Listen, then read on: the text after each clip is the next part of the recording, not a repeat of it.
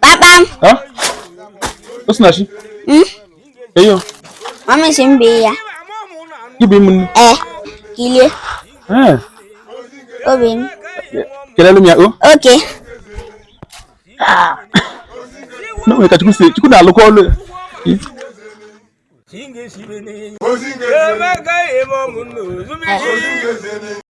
Life not easy for poor people. Oh. Hi. How about hello?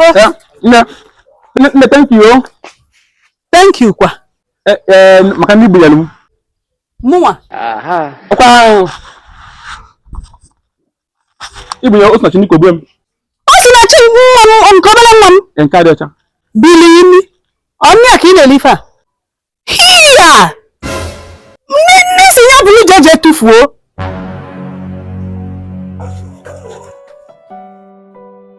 Osnachi. Kari si bidemi. Awala. Bia Osinachi. Ya, iji mo fa mo bi na na. Osinachi. Kari si bidemi ya. Na junction na ba. Aha. Chokolo. Na junction na ba.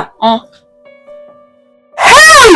Chineke nna mekwele no mebele. Ebe ka si moto dele nwa. Chineke ihe nye nwa. Ihe na ihe obufu uri ọzọ nwa ihe na-enye m ụmụ. Osinachi. Ọgbara junction na chọọchị ka isi wee bute ni ya. Mgbe ọ bụtezi na junction na ga-egezi n'ebe a. Mgbe Osinachi.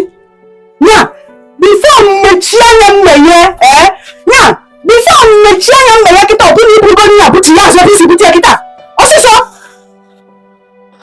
Kedu obele nwa dị ya? Hey! Asị m bile m wasị ya buru eje tufue. Onye nwa bụ ife a? Ya. Ndị a dabasị na mmadụ ụzọ ebe a kita eji wee chụ aja. Ka ọ bụrụ igwurata, isi ọ bụrụ je tufue. Onye ka ị na-ele ife a? Ha! Oh. Anyway, ọrụ pastor ka ebu. Ọ pastor ka ebu. So ilisie inwe ike iwela 19 oil wee kpọtụ gị ya. Chirigode weniwe. Ya sacrifice ni ajabi ya.